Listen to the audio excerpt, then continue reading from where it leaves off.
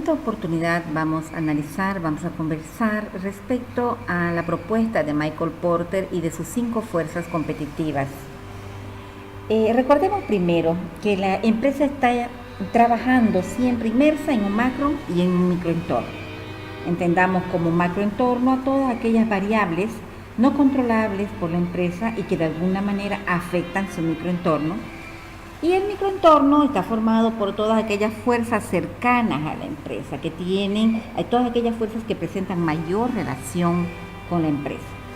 De ahí es que Michael Porter, para analizar este microentorno, propone el trabajar con 5 fuerzas competitivas y que tienen como objetivo contrarrestar las fuerzas del entorno en una escala mayor, es decir, las del macroentorno.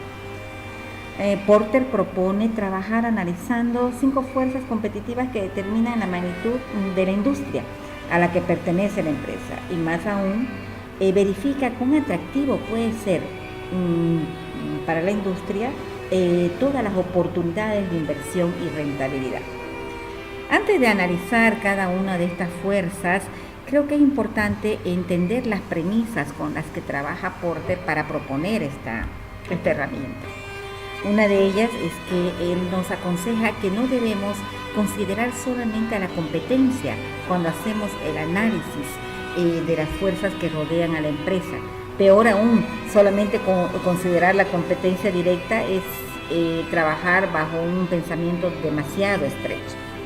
Otro consejo que nos da Michael Porter es que la rivalidad competitiva o los rivales competidores no son la única fuerza a la que la empresa debe hacer frente. Están los sustitutos, están los proveedores, están las amenazas de nuevos ingresantes y los demás que vamos a ver a continuación. Y considera también Michael Porter que la empresa debe analizar a la industria como un todo estratégico para lograr de alguna manera obtener resultados interesantes.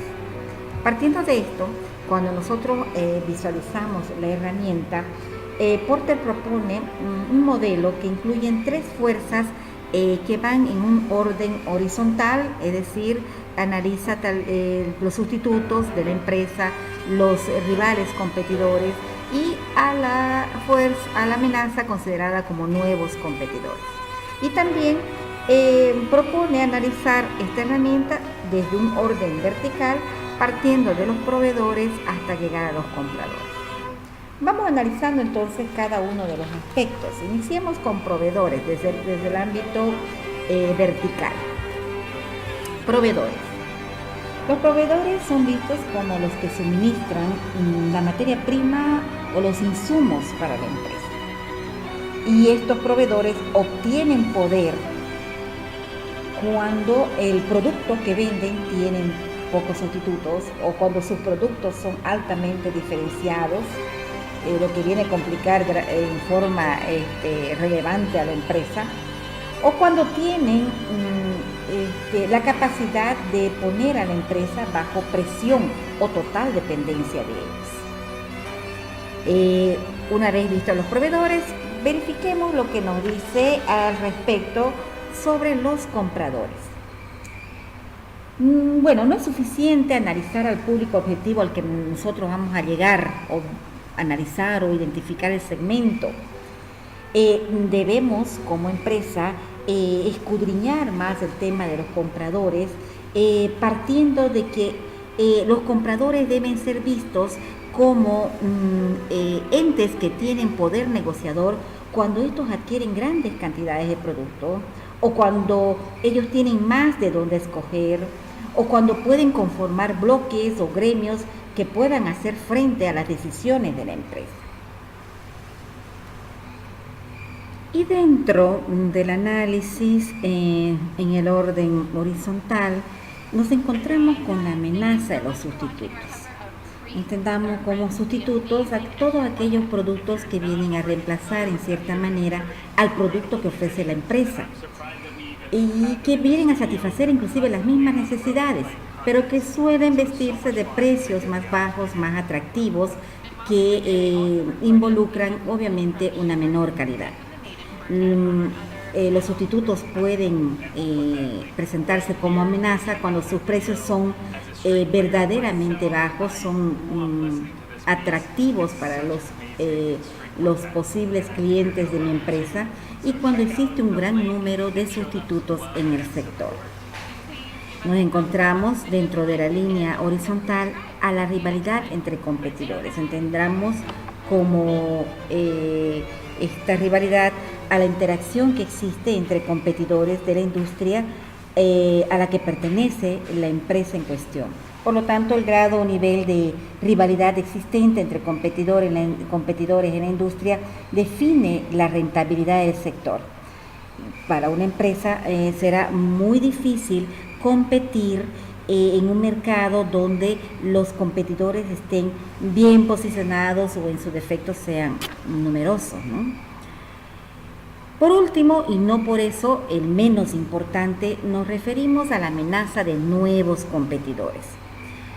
Esta fuerza es la fuerza olvidada, ¿no? No entendemos por qué las empresas en nuestro medio no hacen caso a las señales que emite el mercado cuando estos manifiestan la posibilidad de nuevos ingresantes. Esos nuevos ingresantes que de alguna manera al entrar en el mercado van a venir a engrosar las filas de los rivales competidores.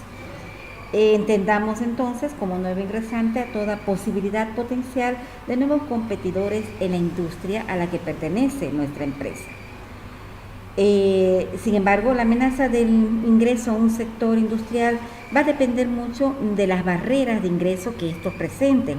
Recordemos que de un sector industrial a otro sector industrial la barrera de ingreso varía bastante de rubro a rubro. Estas barreras de entrada pueden ser las economías de escala, la diferenciación de producto, los requerimientos de capital, políticas gubernamentales, entre otros.